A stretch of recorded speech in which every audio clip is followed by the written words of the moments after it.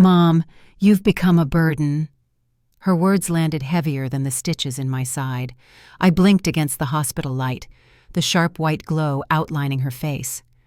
Claire, my only daughter, stood where nurses used to stand, phone in hand, voice low but certain. I was 53, still recovering from surgery, learning what weakness really meant when it gave someone else control. She thought I was asleep. I wasn't. I heard every syllable slide out like a verdict. The morning sunlight filtered through the blinds, soft and forgiving. For a moment, the world felt ordinary again. The hum of machines, the smell of disinfectant, the faint warmth of a wool blanket pulled to my chest.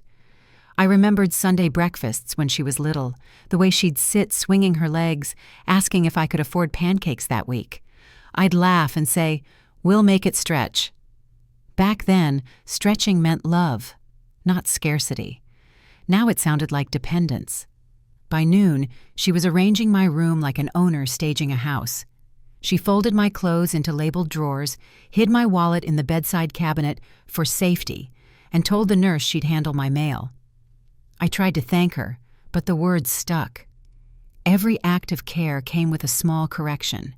How I held the spoon, how many sips I took, how long I should rest.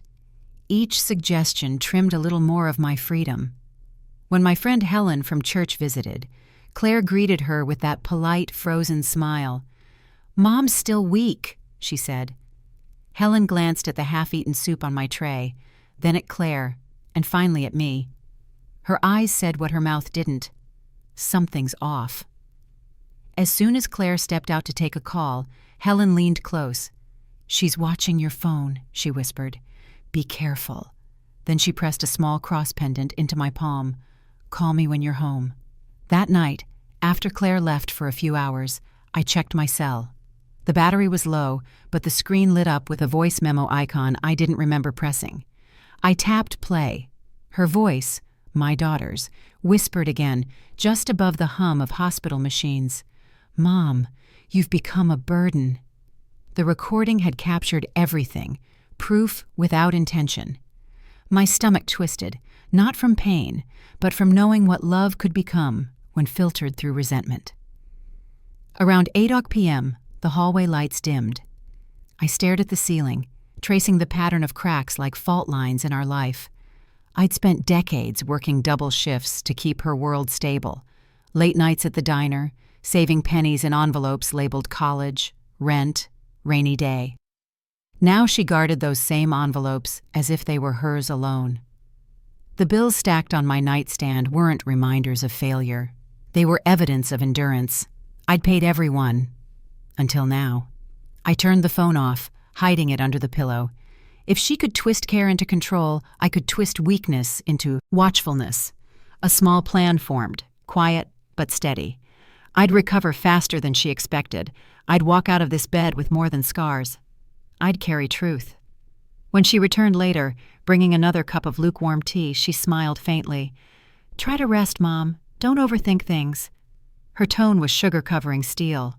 I sipped, nodded, and let silence do the talking. But inside, the promise was already made. I promised myself she'd never own my pain again. "Bills don't pay themselves, Mom." Her voice carried from the kitchen, calm but heavy with meaning. I was still moving slowly after surgery, stacking my prescriptions near the window light. The smell of toast filled the house, the same house I'd worked 30 years to keep. Claire leaned against the counter, her arms crossed, her tone dressed as reason. "You rest," she said. "Let me handle the bills. I'll keep things running." For a few mornings, I believed her. The rhythm of life came back soft and steady. Porch tea, the rattle of the old ceiling fan, Ruth waving from across the fence. Claire wrote lists on the kitchen calendar, all neat boxes and due dates. I liked watching her take charge. It reminded me of when she used to plan her school fairs, but the warmth that had once filled the rooms now felt measured, rationed like medicine. One afternoon, I noticed the grocery bags held more luxury than need. "When did we start buying brand shoes?" I asked. She didn't flinch. "I'm allowed to treat myself," she said. "You don't want me burned out, do you?" I laughed weakly, though something twisted inside. She added, "Besides, it's all our money." Our money. 2 words that felt like a quiet theft. A week later, I opened my bank app. 2 withdrawals, both over $600, gone without a trace of rent or groceries. I asked her gently. "It's house maintenance," she said, voice smooth. "You forget things now." My throat went dry. That night, Ruth stopped by with cookies, catching Claire's sharp tone through the screen door. "I said I'd handle it, Mom," Claire barked before slamming the door shut. Ruth's eyes met mine through the glass, steady, concerned. The next morning, Ruth slipped a folded note into the mailbox. "Keep copies of everything," it said in her small, careful handwriting. I stared at it over breakfast, the tea cooling fast. Something inside me shifted, quiet but firm. I began keeping my own ledger notebook, small enough to hide inside my prayer book. Every dollar, every receipt, every name. By late July, the electric bill arrived unpaid. Claire said the system must have glitched. "They'll fix it," she said, scrolling through her phone. I wanted to believe her, but the knot in my stomach told a different story. I began photographing bank statements before she could hide them. The sound of the shutter felt like a secret rebellion. That night I lay awake, hearing her moving through the house, opening drawers, closing doors. Around 10 o'clock p.m., the hum of the fridge filled the silence. I whispered to myself, "You worked for every penny." Saying it out loud felt like touching ground after a long fall. The next day, she put her hand on my shoulder. "You don't need to worry about money anymore," she said. "I've got it all organized." I nodded, letting the lie pass between us like stale air. When she left for errands, I checked the trash. Receipts buried beneath yogurt cups, designer store names half torn away. One still visible, $420 for a silk coat. I pressed the paper flat and slid it between the pages of my notebook. At dinner, she spoke like a manager closing a meeting. "We need to talk about gratitude," she said. "You can't expect me to do everything without appreciation." My fork paused midair. "You're not doing everything," I said quietly. "You're taking everything." Her eyes flashed, then softened. "You're tired. Rest." She reached to pat my hand, but her touch felt more like restraint than comfort. As the clock on the wall struck 8 o'clock, the second hand ticking like a reminder, I saw it clearly. Each kindness she offered came with invisible interest. Every cup of tea, every folded blanket, every gentle tone billed to me in silence. I realized every kindness had a price tag. "Where's your insurance card, Mom?" Her tone was bright, almost cheerful, but I heard the edge behind it. I was sitting by the window, sorting through a small pile of mail, when she stepped in holding a stack of forms. I said I'd already filled them last month. She smiled. "I'll handle it. You just focus on getting better." That line had become her anthem. For a few weeks, I let it go. She drove me to appointments, brought me soup, and reminded me which pills to take. At first, it felt like care. Then, small changes began. Letters arriving already opened, my checkbook missing from the drawer, her handwriting appearing on envelopes meant for me. The air in the house grew tighter, the silence between us longer. One morning, I reached for the mailbox key and found it missing from the hook. When a letter came from the insurance company, she snatched it off the counter before I could read it. "It's just policy updates," she said. That night, when she was asleep, I found it tucked into the kitchen drawer under old receipts. The paper felt warm from her hands. I read the first line twice before I understood it. Payee change request approved. Her name, not mine. I hadn't signed anything. The next morning, I asked calmly, "Why did you change the payee?" She blinked, then laughed lightly.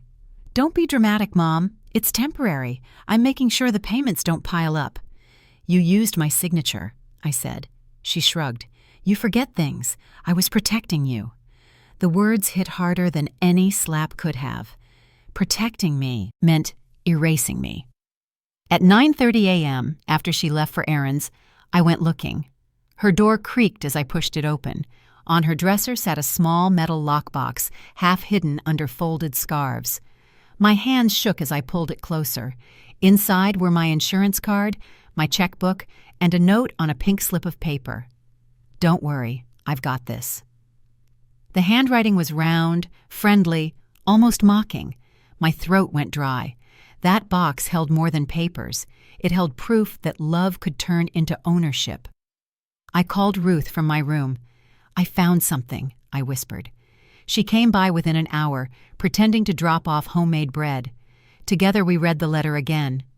"You need to contact the insurance office," she said quietly. "Do it before she knows you saw this." Her voice was steady, the kind you trust when your own is breaking. We drafted an email, polite but firm, asking for confirmation of the change. By late afternoon, a reply came. The subject line was plain: Policy Inquiry Response. The message confirmed what I feared. Claire had requested the change herself, claiming I'd authorized it over the phone. My name was now secondary on my own policy. My pulse thudded in my ears. I printed the email and folded it 3 times, slipping it under my mattress like contraband. When Claire returned that evening, she was humming as she cooked. The smell of onions and butter filled the house. "Dinner's ready?" she called. Her voice was calm, practiced. At the table, she talked about bills, about how rent was rising, about how we needed to stay organized. I watched her hands move as she spoke, steady, graceful, confident. I wanted to believe this was still my daughter, not the stranger who'd forged my name. She looked up, meeting my eyes. "We'll manage if you help," she said softly. I smiled. "Of course," I replied. But inside, a quiet resolve took shape. I wasn't going to argue anymore. I wasn't going to beg. I would collect proof, piece by piece, until the truth spoke louder than her lies.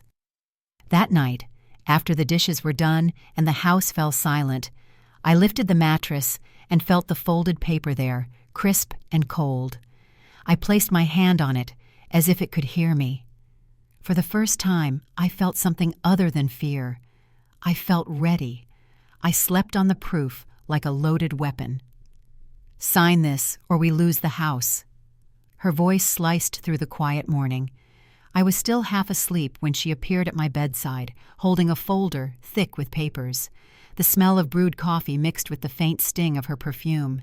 Sunlight crawled across the blinds as she set the papers down and placed a pen beside them. "It's for the rent renewal," she said. "Just sign where I marked." I pulled the folder closer. My hands trembled slightly from the medication.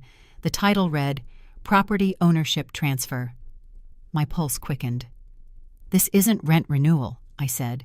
She crossed her arms, smiling in that practiced way she'd used on neighbors and landlords. "You're reading too much into it. It's just legal wording. If you don't sign, we lose the place. Is that what you want?" "I want honesty," I said quietly. She sighed, louder this time. "You don't understand how hard this is. I've kept us afloat while you've been sick. You can't even pay utilities. You should be thanking me." I slid the papers back across the table. "No." Her face changed. Sweetness drained, control taking its place. "Then don't complain when the lights go out." Her footsteps pounded down the hall. A minute later, the front door slammed hard enough to rattle the picture frames. I sat there staring at the pen, realizing she'd just tested how far I'd bend. By noon, Ruth came over after hearing the shouting. "She said it's about rent?" she asked gently. I nodded and handed her the folder. Her brow furrowed as she flipped the pages. "This isn't renewal, it's transfer. Once you sign this, you lose ownership." My heart sank. She said we'd lose the house otherwise. Ruth placed a hand on mine. "Then don't sign anything without me there." At 3 p.m., Claire returned, calm and smiling again, papers repacked. "We'll go to the notary. It's standard procedure." Her voice was honeyed now, as if the morning never happened. I agreed, but only because I wanted to see what she'd try next. The notary office smelled of paper and stale air. The clerk adjusted his glasses, barely looking up as Claire slid the folder forward.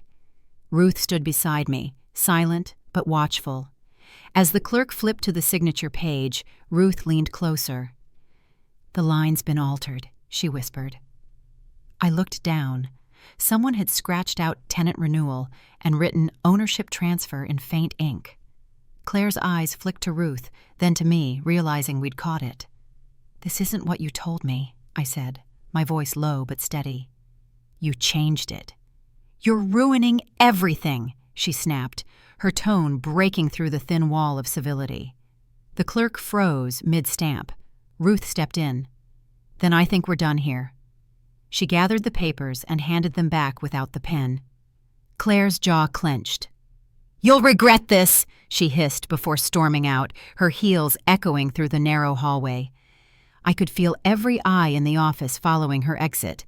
The silence that followed was heavy, awkward, but mine. I'd drawn the first real boundary, and it held. On the ride home, Ruth drove. Neither of us spoke for a while. "You did the right thing," she said finally. "It's your name, your home." I nodded, staring out the window at passing streetlights. I didn't tell her I'd seen Claire's face in the rearview mirror earlier that day. Blank, distant, calculating. The kind of silence that plans its next move. That night, after dinner, I lifted the loose floorboard near my bed and slid the unsigned papers beneath it. The wood creaked as it closed, as if sealing a secret between us. Outside, the street was quiet except for the faint hum of cars somewhere far away. I sat on the edge of the bed, the room dim, my heartbeat slow but steady. Her silence after midnight sounded like planning. "We're being evicted tomorrow." Her voice came through the phone, shaking, desperate, almost theatrical. I was standing in the kitchen when she said it, the morning sun cutting a line across the counter. "You promised to pay, Mom," she cried. I could hear her husband whispering something in the background. I pressed the phone closer.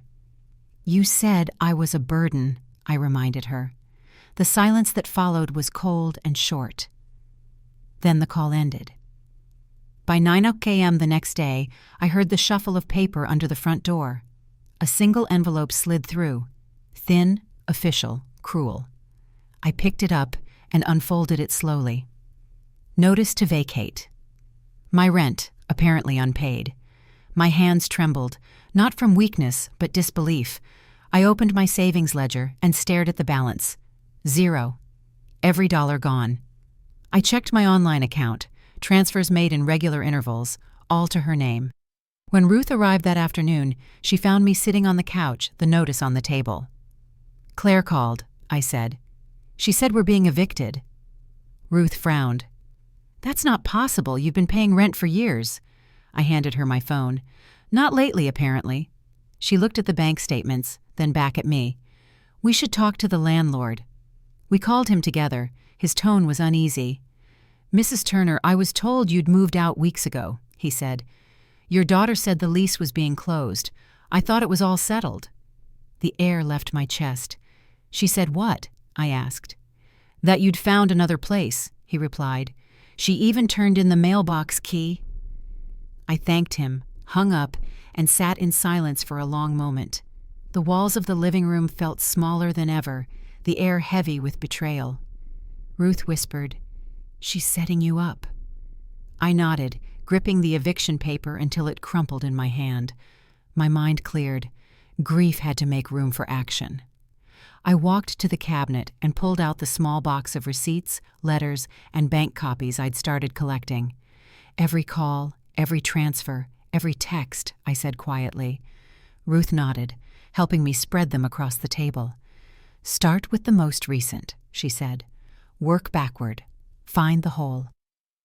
At 6:00 p.m., I sat by the window, phone in hand, scrolling through message after message. Each one painted the same story, her voice sweet when she needed money, sharp when I asked for proof.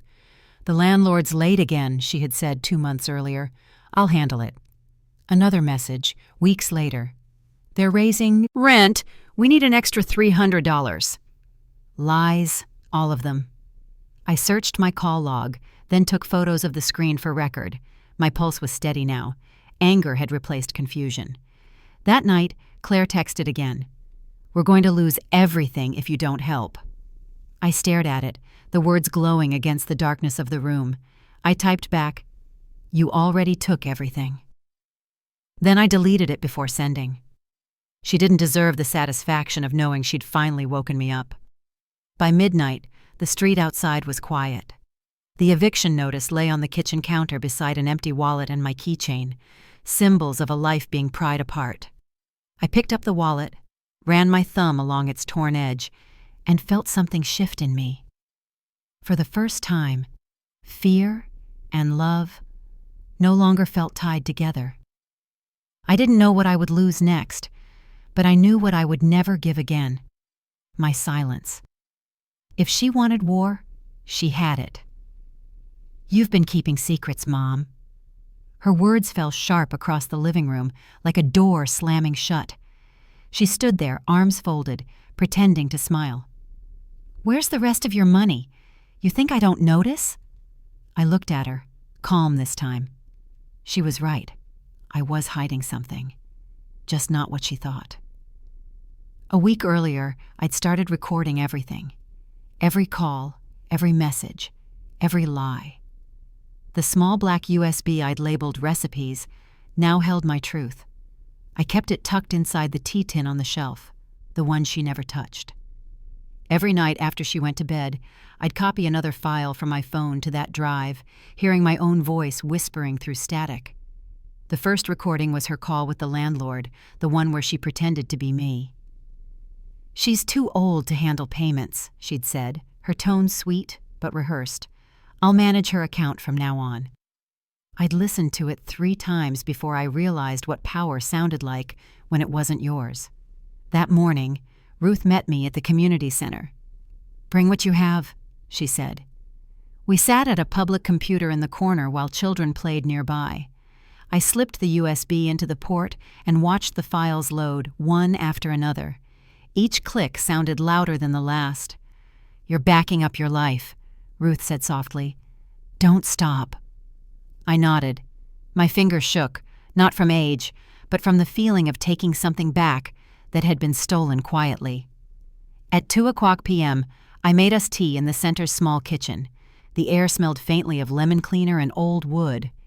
"Do you think she'll notice?" I asked. Ruth gave me that steady look again. "She already has. Sweet people only turn sweeter when they feel watched." Her words stayed with me. When I returned home, the house felt wrong. Too clean. Too quiet. The stack of papers I'd kept under the bed was gone. The desk drawers were neatly arranged, too neatly. Claire's new tone greeted me before I saw her face. "You work too hard, Mom," she said, setting a mug in front of me. "You should rest. I've got everything handled." Her eyes lingered a second too long on the shelf where the tea tin sat.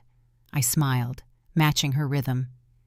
"You've always been so responsible," I said. "It's comforting." The words tasted like surrender, but she couldn't hear what sat underneath them.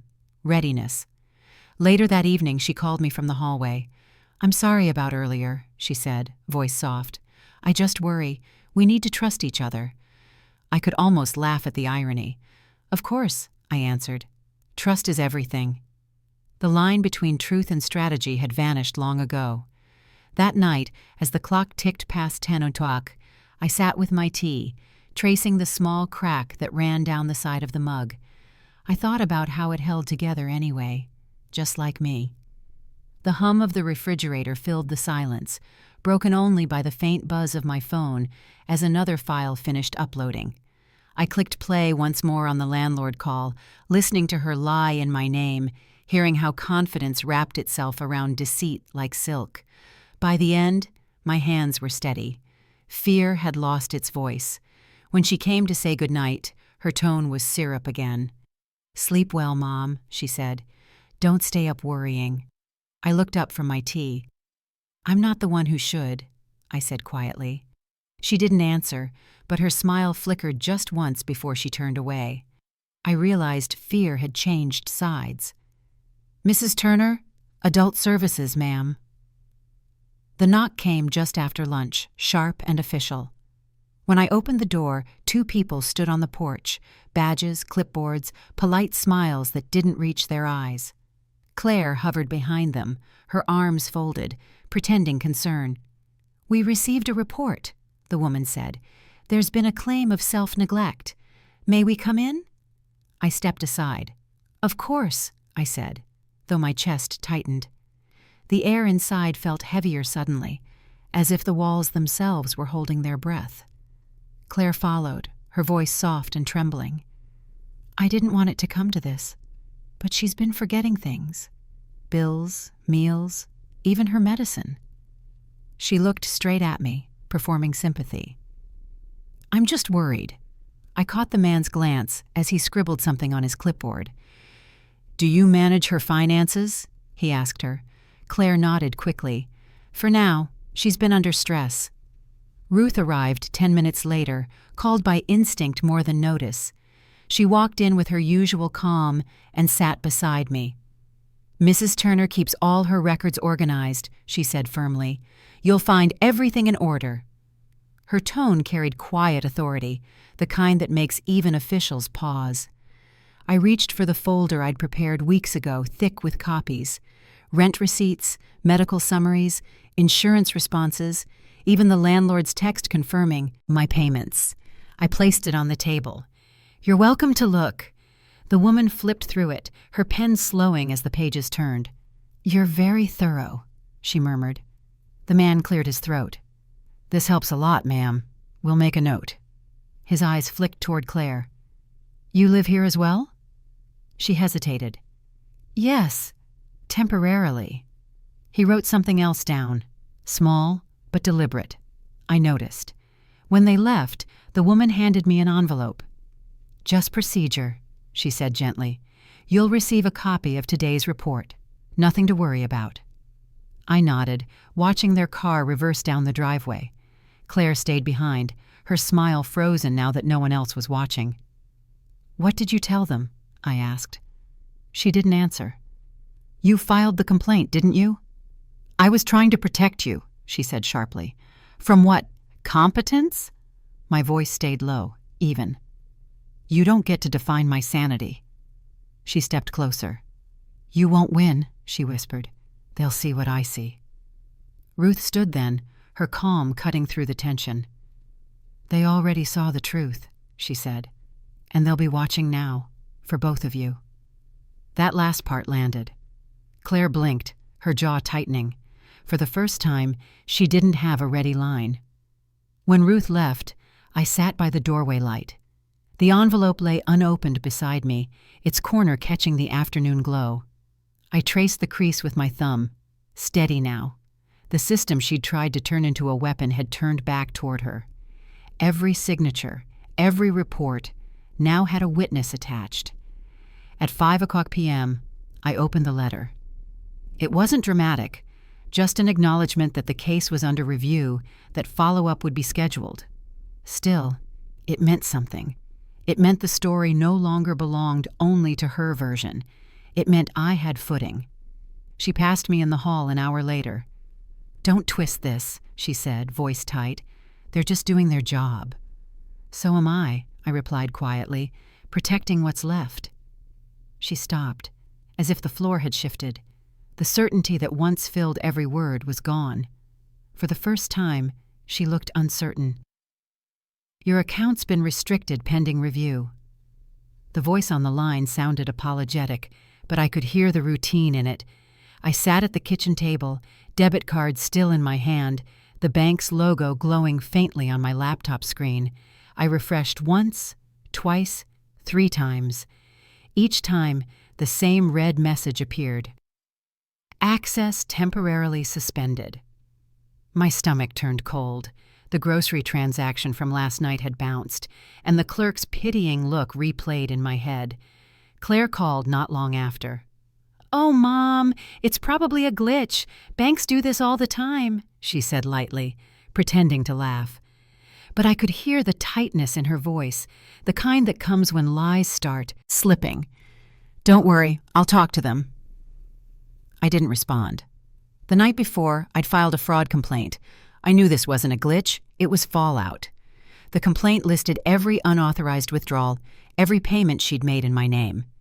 The account review meant The truth had entered a system she couldn't charm. Ruth came by at noon. I'd spread the bank papers across the table like a battlefield map. "She's cutting you off," Ruth said, scanning the notice. "Classic retaliation. But you already filed, so she's boxed in." I nodded, trying to steady my breathing. "I just need proof," I said. "Something that lasts longer than her excuses." Ruth picked up the folded letter beside the screen. "Then let's make it official." By 2:00 p.m., we sat inside the credit union's small meeting room. The walls were pale blue, the kind meant to calm people who've just lost something. A volunteer from legal aid joined us, a young woman named Janet with a calm voice and sharp eyes. "Start from the top," she said. I handed her the stack. "The withdrawals began 2 months ago. I thought they were auto payments, but the transfers went to an account linked to her phone." Janet wrote fast, nodding. "We'll attach this timeline. It shows intent." While she spoke, I noticed how my hands trembled. The paper edges felt rough under my fingers. "I worked 40 years, I murmured, "and now I need permission to buy milk." Ruth's hand brushed mine gently. "You're not asking permission," she said. "You're reclaiming it." We printed 2 copies, one for the investigator, one for me. When the machine spat out the second page, the smell of toner filled the air. I felt grounded, like the sound itself was a heartbeat coming back. Janet handed me a form. "Sign here. This gives us authorization to proceed if they delay." I signed, my pen pressing through the paper a little too hard. On the way home, Ruth stopped at the grocery store. "Let me cover this one," she said when I hesitated, "just until the hold lifts." I hated the dependence, but accepted. "I'll pay you back," I said quietly. "You already have," she answered. "You gave me proof that kindness still means something." That evening, around 7:00, Claire was waiting at the mailbox when the mailman arrived. From the window, I watched her intercept him with a bright smile. She took the envelopes, flipped through, and tucked one into her coat pocket. She didn't see Ruth across the street, phone in hand, taking quiet note of the scene. "She's checking the mail again," Ruth texted me later. "But don't worry, I scanned everything this morning."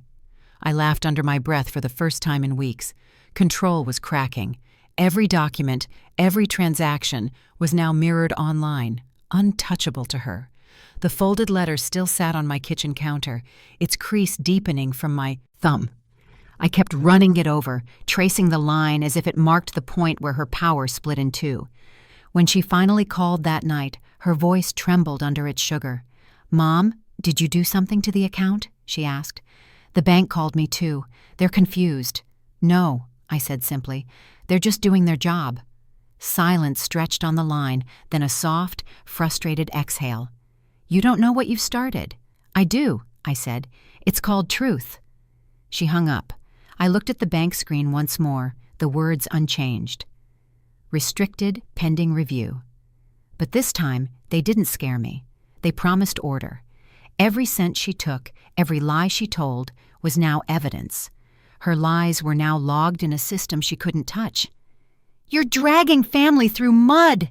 Her voice exploded through the hallway before I even opened the door. Claire stood on the porch waving an envelope in her hand, face red, eyes bright with panic. The neighbors' blinds tilted, just enough for them to see. I didn't move. I'd been waiting for this moment since the bank froze the account. She stepped closer, shoving the envelope toward me. "A hearing notice? Are you insane? You're taking your own daughter to court?" I looked at the paper. It bore the municipal court seal, cold, gray, impersonal. "I didn't take you anywhere," I said. "You walked there yourself." Her laugh came sharp. "You think you can win? You'll embarrass yourself. You'll ruin everything we built." I kept my voice even. "What we built was trust. You ruined that long ago." Inside, the hallway clock ticked with steady indifference. It was almost 3:00 p.m., a quiet hour made louder by her shouting. I let her fill the silence. "Do you even know what this looks like?" she screamed. "An old woman accusing her own child of theft. You'll look senile." I turned slightly toward the neighbor's window, then back at her. "Keep talking," I said softly. Her mouth twisted. "You're recording me?" I didn't answer. She already knew. My phone rested on the table behind the screen door, camera pointed where she stood. Every word, every insult, every desperate pivot, saved. It wasn't revenge, it was preservation. Ruth had warned me days earlier. "She'll try to make you seem unstable. Let her speak long enough, and she'll undo herself." Now I was watching that prophecy unfold. Claire's voice cracked as she waved the letter. "They think this is about money. It's about gratitude, Mom, about loyalty." I looked at her, calm. "No," I said. "It's about accountability." She threw the envelope against the door. "You're pathetic." The paper slid down slowly, landing by my feet. The courthouse seal stared back at me. I picked it up and felt its weight, thin but heavy in meaning. "You should read the part where it says, 'Elder Financial Exploitation,'" I said quietly. "You might recognize the description." For a moment, her mouth opened, but no sound came. Then she looked past me toward the kitchen table where Ruth's folder still sat open. "You really think they'll believe you?" she whispered. "They already do," I said. The air shifted then, that strange stillness after a storm. I could see her calculating, realizing the balance had changed. "You're making a fool of yourself," she said one last time, voice shaking. "No," I said. "I'm finally making sense." She turned to leave, but her steps faltered when she noticed the neighbors watching from their porch. The performance had gone public, and she couldn't control the audience anymore. Her shoulders stiffened as she walked to her car. When the door closed behind her, I sank into the chair by the clock. The sound of ticking filled the house again, steady and patient. Time had become proof. Every second another record of endurance. The envelope lay on the table now, its corner catching a line of sunlight that crept through the blinds. I traced the embossed seal with my thumb. Ruth called an hour later. "We received notice too," she said. "The legal aid team will represent you. The hearing covers financial abuse of elders. It's official." I let out a slow breath I didn't realize I'd been holding. "So it's real now," I said. "No more hiding behind family." "She exposed herself," Ruth replied. "You just held up the mirror." That night, I replayed the video once. Her shouting, her contradictions, her fury, it was all there, time-stamped and clear. I saved it to a new folder named Hearing Evidence, and backed it up twice. The house felt strangely peaceful, like it had exhaled with me. Before bed, I placed the envelope beside the clock. The steady ticking echoed through the quiet room, counting down to a day she couldn't manipulate. Next time, the truth would have witnesses. State versus Claire Turner. The words echoed through the courtroom like a bell that couldn't be unheard. I sat at the witness table, my palms flat against the polished wood. The air smelled faintly of paper, polish, and nerves. Across from me, Claire kept her eyes fixed on the floor. Her lawyer whispered something, but she didn't nod. She just stared at the corner of the desk, as if the truth might disappear if she refused to look at it. The judge's voice carried steady authority. "This hearing concerns allegations of elder financial exploitation, including fraudulent withdrawals and false eviction claims." A clerk adjusted the microphone. My throat tightened, but I forced the first words out. "Yes, Your Honor. Those withdrawals weren't mine." The judge gestured toward the evidence table. The legal aid volunteer, Ruth's contact, stood to submit the files. Printed bank records, the scanned statements, the notarized copy of the landlord's text. Each page turned with a dry snap. "Exhibits A through F," the clerk said. "All verified." I looked at the stack. My hands trembled once before I folded them in my lap. Claire's attorney rose. My client was under significant emotional distress. She managed her mother's finances out of necessity, not deception. He leaned on the word necessity, as though it could wash away everything that followed. The judge didn't blink. "We'll determine that after hearing both sides." Then came my turn. I stood. "After my surgery," I said slowly, I trusted her with access. Every month, I saw the balance change. At first, I believed the charges were medical. But when rent went unpaid, I asked questions. My voice shook slightly, then steadied. That's when she told me I was confused, that I must have forgotten I'd paid her back. The judge nodded for me to continue. Did you file any official complaints? Yes, with the credit union first, then Adult Services.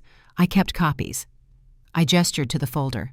The clerk opened it, revealing the exact printouts, the red-circled withdrawals, the digital transfer logs.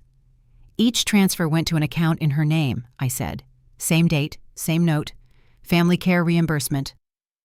A quiet gasp rippled through the small gallery. It wasn't cruelty I wanted, just acknowledgement. I needed the truth spoken aloud where lies had lived too long. The judge looked toward Claire. Ms. Turner, how do you respond? Claire finally lifted her head. Her face was pale, her smile brittle. I was under stress. It wasn't theft. It was support. I covered her bills when she couldn't. The money moved around. I meant to fix it. Did you tell her that? The judge asked. She hesitated. I thought she knew. I could see it. The instant her story collapsed under its own weight. Every lie had depended on silence, and silence was no longer an ally. The prosecutor read the transcript next. Audio file dated 3 weeks prior, he announced. My voice filled the room, calm but firm. You said I was a burden, Claire. You stopped paying rent to prove it. Then came her voice, sharper, defensive. You can't even manage your own bank card. Let me handle it. The words hung in the air like an invisible hand around her throat. The judge leaned back, tapping his pen once against the bench. We'll recess for deliberation. The gavel struck lightly. The sound wasn't loud, but it carried finality. Claire slumped in her chair, whispering something to her lawyer that didn't reach me. Ruth met my eyes from the second row and gave the smallest nod. Behind her, a few other women, strangers, but familiar in spirit, sat watching quietly. I thought of their faces, of the generations that learned to smile through betrayal and call it family duty. When the judge returned, the room settled again. Verdict to be issued next week, he said, pending further verification of submitted records. He paused, his gaze sweeping the room. However, based on the evidence presented, the court recognizes probable cause for restitution and temporary financial guardianship oversight. Claire's face drained of color. For the first time, she seemed smaller than the lie she built. I signed the last paper with a steady hand. The pen scraped softly against the page, the same rhythm as my heartbeat. As we left the courtroom, the afternoon light fell across the marble floor in thin lines, like bars and openings all at once. Outside, Ruth exhaled. You did it, she said quietly. I shook my head. Not yet, I answered, but it's beginning. We walked out together as the clock above the doors struck 3 times. The sound was clean, unhurried, certain. Behind me, I could still hear Claire's voice fading in argument with her lawyer. It no longer mattered. Verdict pending, but silence already sounded like guilt. The court finds the defendant liable for exploitation. The words fell clean and measured, no louder than any other sentence spoken that morning, yet they changed everything. My hands gripped the edge of the table. Across the room, Claire stared forward, motionless, as if she'd misheard. The judge continued reading, each clause a quiet undoing of her story. Restitution in the full amount of documented loss, he said. Immediate cessation of property occupancy. Enforcement suspended for 10 days to allow compliance. The clerk's pen scratched across the paper, sealing it into record. The courtroom didn't cheer. There was no applause, no victory cry, just breathing, the kind that sounds like release. Ruth touched my arm. It's done, she whispered. I nodded, though the moment didn't feel like triumph. It felt like exhaling after being underwater too long. The judge signed the order and handed it to the clerk. Sunlight streamed through the tall windows, landing on the seal embossed at the bottom of the verdict. The same kind of afternoon light had filled my hospital room months earlier, when I thought I'd never stand on my own again. Now it rested on the document that proved I hadn't imagined any of it. Claire shifted in her seat. Her attorney leaned toward her, speaking low. She shook her head, eyes glassy. "This isn't fair," she muttered under her breath. The judge caught it. "Fairness," he said evenly, "is sometimes just accountability finally catching up." She looked at me then, for the first time in weeks. "Are you happy now?" she asked. Her voice trembled, the same voice that once called me Mom over morning coffee. "No," I said quietly, "but I'm breathing again." The judge dismissed us. Papers rustled, footsteps echoed, chairs scraped. I stood slowly, my legs steady this time. Ruth gathered the documents, sliding them into her folder with care. "You'll get a copy of the restitution schedule by mail," she said. "And once she vacates, you can change the locks." I almost laughed. The thought of turning a key, something so ordinary, now felt symbolic. Outside, the courthouse steps glared white in the sunlight. Reporters weren't waiting.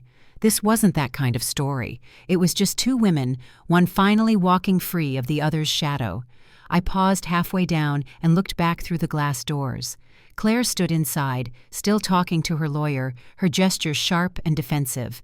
I could almost hear her insisting she meant no harm, that it was misunderstanding, not manipulation.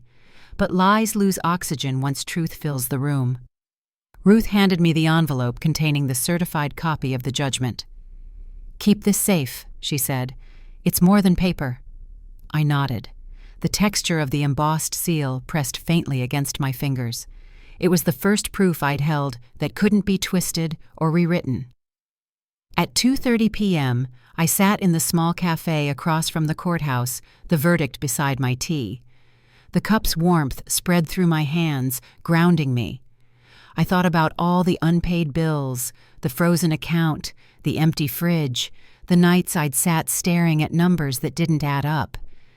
Every dollar she owed now carried the weight of dignity restored. Still, justice didn't feel like revenge. It felt like oxygen finally filling the lungs again.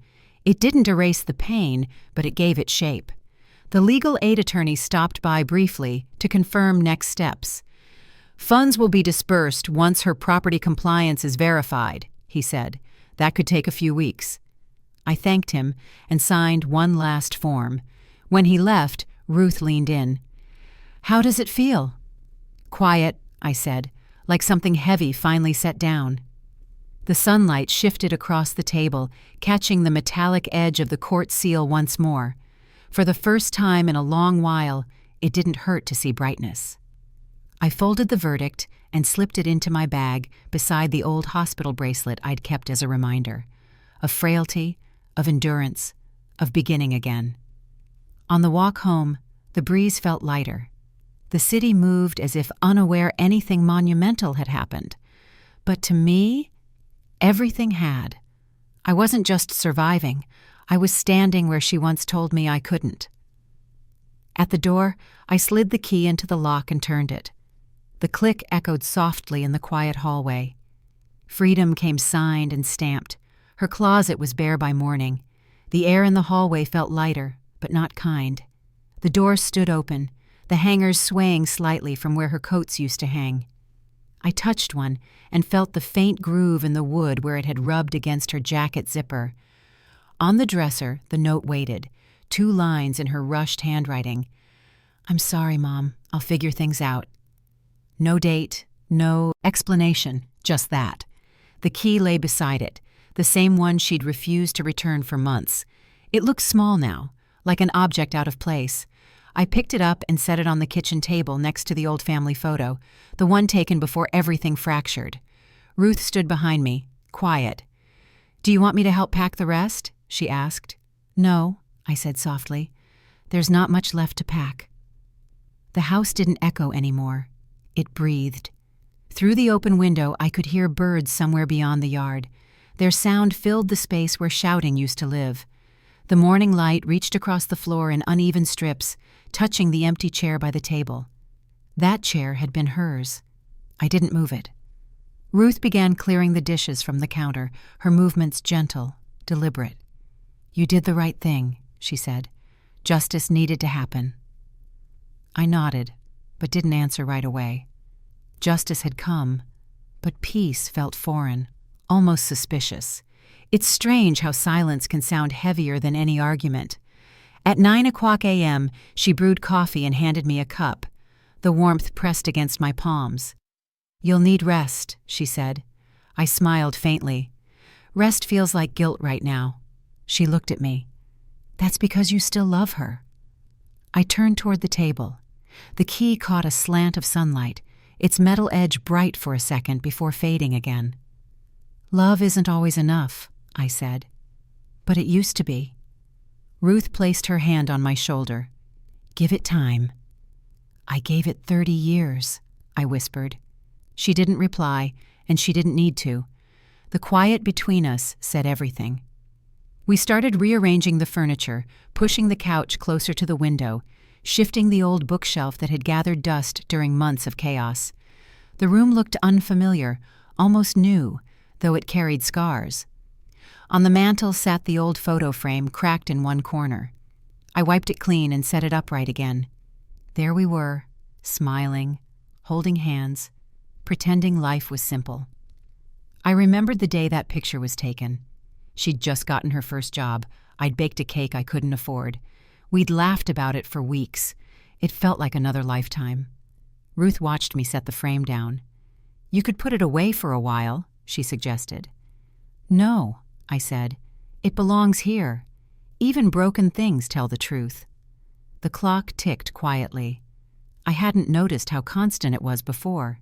Each sound measured the distance between what had ended and what had begun. I opened the fridge, half empty, but finally mine again. There were groceries Ruth brought last night: milk, bread, apples, the simple things that make a house run. It was a small kind of order, but it steadied me. By noon, sunlight had reached the far wall. Ruth left after tidying up. "Call me if you need anything," she said. "I mean it." I nodded, watching her drive away. For the first time in months, the driveway looked like a boundary again, not a battlefield. I walked back through the rooms slowly. The floor creaked in familiar places. The air smelled faintly of lemon cleaner and dust, but underneath, something calmer had taken root. In the corner of the bedroom, a single shoebox remained.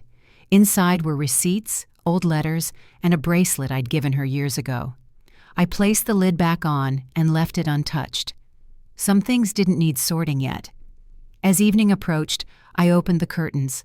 The last light of day stretched across the table, glinting off the metal of that single house key. I didn't move it. It was proof that absence could still hold meaning. I sat down in the chair across from hers. The room hummed with quiet, not emptiness, but something close to acceptance. I thought about her note again, how short it was, how much it didn't say. I folded it once and slipped it under the photo frame. Sometimes peace doesn't sound like forgiveness. Sometimes it sounds like a door finally closing without a slam. Peace can sound like loss. I set my alarm for 7:00 again. The soft ring filled the quiet room, steady and familiar. I hadn't set it in months. For so long, waking up early had felt pointless, just another day to survive. But now it marked something different. The clock's red digits glowed against the dim light of morning, and for once, I didn't hit snooze. I poured myself tea, the same mug I used to clutch during the hardest nights. The notebook lay open on the table beside it, a clean page waiting. Next to it sat an enrollment form, community workshop for seniors, digital safety, and financial literacy. The irony wasn't lost on me. I'd learned every lesson on that flyer the hard way, and still, I smiled.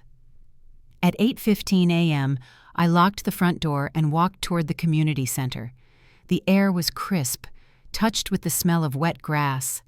My bag felt heavier than usual, not because of what it carried, but because it finally meant something again. Inside were copies of my budget planner, the verdict papers, and the same pen Ruth had given me after the hearing. "Use it for rebuilding," she'd said. The center buzzed softly with voices and chairs scraping floors. A dozen faces turned as I entered, some curious, some cautious. A volunteer handed me a name badge and a folder. "You're early," she said warmly. "Habit," I replied. "I used to be late for everything." The first session was about online scams and financial awareness. The instructor, a man around my age, began with a story about his mother losing her pension to a fake charity. "We think it won't happen to us," he said, "until it does." His words landed deeper than he knew. I raised my hand when he asked if anyone here had faced fraud firsthand. A few others did too. It wasn't shame. It was solidarity. When it was my turn to speak, I stood. "Someone close to me took what wasn't theirs," I said. "But I've learned something since. Control over your life isn't money, it's knowledge. And nobody can take that unless you let them." The room went quiet for a second, then heads nodded. The man at the front smiled. "That's exactly why we're here." After class, Ruth joined me for coffee in the small lounge. She'd been volunteering here for years, yet she still asked, "How did it feel?" "Strange," I said. "Like telling a story that doesn't hurt anymore." She nodded. "That's what healing sounds like." We sat near the window, sunlight spilling across the table. I flipped open my notebook and started writing simple things. Bills due, grocery list, next week's appointment. I even wrote Tea with Ruth, Thursday 3 p.m., just to remind myself that life could have structure again. She pointed at the list. "You're back to planning." I smiled. Planning feels better than reacting. For the first time in a long while, I could think about tomorrow without fear of who might interfere. I'd set up my own online banking again, updated my passwords, and opened a small savings account in my name only. It wasn't much, just a few $100s, but it was mine, untouched and honest. By noon, the session shifted to digital safety. The instructor asked us to practice identifying phishing messages. I laughed quietly when I caught one instantly. "You'd be surprised how many people fall for that," he said. "Not anymore," I replied.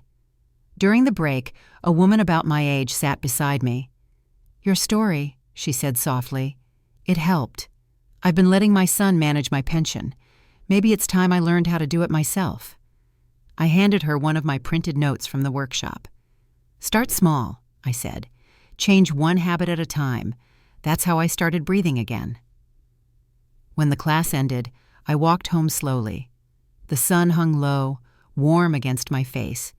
The streets looked ordinary again, familiar, but no longer threatening. The key in my pocket felt lighter now, just a tool, not a symbol of fear or control. Back home, I placed my notebook on the counter and checked off the first line, "Attend workshop." I brewed another cup of tea and sat by the window. The afternoon light traced a line across the floorboards, and for once, I didn't flinch at the quiet. Ruth called later that evening. "They want you to speak next month," she said. "A session on recovery and resilience." I laughed softly. "Me? I'm still learning." "That's exactly why they need you," she replied. After we hung up, I glanced at the clock, 6:40 p.m., and reset the alarm for the next morning. The rhythmic click of the buttons sounded like progress. I closed the notebook, feeling the soft weight of it in my hands. Healing isn't loud, it's consistent. "Didn't you say I was a burden?" The words echoed off the walls of the community hall before settling into silence. My hand trembled around the microphone, not from fear, but from remembering. The same hand had once signed her school forms, written grocery lists, and paid bills she never thanked me for. Now it held something different, proof that I'd survived her definition of me. The hall smelled faintly of polished wood and coffee from the back counter. Rows of chairs stretched before me, filled with faces I didn't know, but somehow understood. Most were women my age, some older, some younger, all carrying their own invisible weights. The banner behind me read, "Senior Voices Forum, Reclaiming Trust and Independence." I smiled at the irony. It had been 6 months since the verdict. 6 months since the key on the kitchen table, the empty closet, and the silence that followed. 6 months since I'd learned that peace doesn't erase history. It reframes it. Ruth had convinced me to share my story. "People need to hear what recovery sounds like," she'd said. I told her I wasn't a speaker. "You don't need to be," she replied. "You just need to be honest." So I started. "My daughter once called me a burden," I said, my voice steady. "She said I was in the way, too old to matter, too naive to handle my own life. For a while, I believed her." A murmur swept through the crowd. But the truth is, the only thing heavier than being betrayed is staying silent about it. I paused, looking at the bracelet around my wrist. It was simple, silver, slightly worn. She'd given it to me on Mother's Day years ago, before money replaced affection. I still wore it, not out of sentiment but as a reminder. Love without respect is just decoration. Behind the first row, I saw Ruth leaning against the wall, arms crossed, a faint smile on her face. She'd helped me rehearse this talk, trimming my words until they felt like mine again. "Keep it real," she'd said. "People don't need poetry. They need truth." So I gave them truth. I told them how financial control can disguise itself as care, how passwords become prisons, how affection turns conditional once money changes hands. I described the freeze on my account, the eviction threat, the courtroom verdict that didn't sound like victory, but survival. "Justice doesn't restore what's lost," I said. "It lets you breathe again." Someone in the front wiped her eyes. Another nodded slowly. Their silence wasn't pity, it was recognition. I took a breath and continued. After it ended, I started setting alarms again. I joined a workshop, taught other seniors how to protect their accounts, how to read bank statements, how to say no without guilt. My voice caught slightly, but I pushed through. Because when you rebuild, you don't just reclaim money, you reclaim your worth. A short laugh rippled through the room when I added, "And I finally learned how to check my balance without calling anyone's name." It broke the tension, and for the first time, the laughter didn't sting. At 11:45 a.m., sunlight streamed through the high windows, touching the wooden floor in soft stripes. I looked down at my notes, then set them aside. "The last thing I want to say," I told them, "is that forgiveness isn't weakness. It's choosing not to let someone else define your ending." The room went quiet again. Then, one by one, hands began to clap. It wasn't loud or explosive. It was steady, grounding, human. I stood still, letting the sound wash through me. It wasn't applause for tragedy. It was recognition of endurance. Afterward, a young woman approached me near the exit. "My mother's going through something similar," she said quietly. "I didn't understand her side until today. Thank you." I touched her hand. "Take care of her," I said.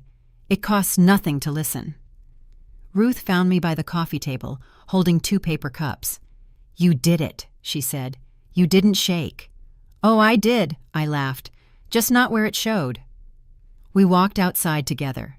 The sun felt warmer than it should have for early spring. Across the street, kids were selling lemonade for $1 a cup. Their laughter carried on the wind, and I thought of my own child, of how things had begun, how they'd ended, and how endings aren't always failures. Ruth handed me the recorder she'd used to capture my speech. "You'll want this," she said. "It's part of your proof now." I slipped it into my bag beside the bracelet. "Proof," I repeated softly, "not against her, but for me." On the walk home, I could still hear the echo of my own voice, those same words she once threw like knives. "You're a burden." But now, the weight had shifted. It wasn't shame anymore.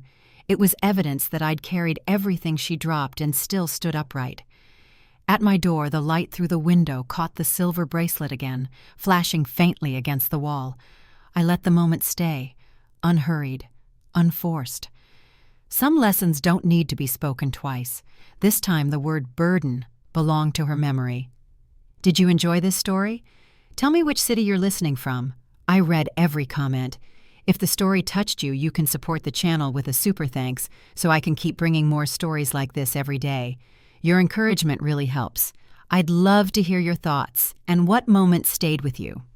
On the screen, you can see 2 new life stories that I highly recommend. There's plenty more on the channel as well. Don't forget to subscribe and turn on notifications. See you in the next life story with respect and gratitude.